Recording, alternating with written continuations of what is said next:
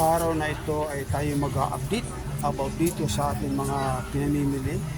Ang sibuyas ay naglalaro siya ng 240. Ganito lang siya kalaki. Ito mga ganito. Hindi natin alam kung ano itong mga sibuyas, kung Philippines ba ito o Vietnam. Indian. Indian talaga. Dahil marami dito mas karamihan dito mga imported kasi wala na yung local natin, ano? Mayroong local dito 80. So ngayon, ang kamatis, magkano kamatis? Ha? 80 ang kilo. Tapos yung kalamansi 80 rin. Tapos yung ceiling green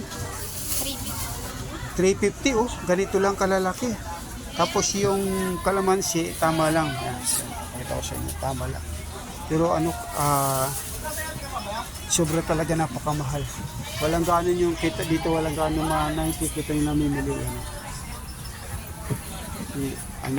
Medyo nagkakaroon pa ng kanilang pagtitipid kasi sobra talagang mahal.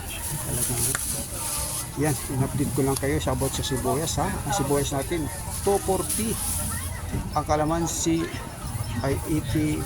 Tapos yung kamatis ay 80. Ito yung ceiling green, ayan, ay 300. Ayan. Okay, bye-bye.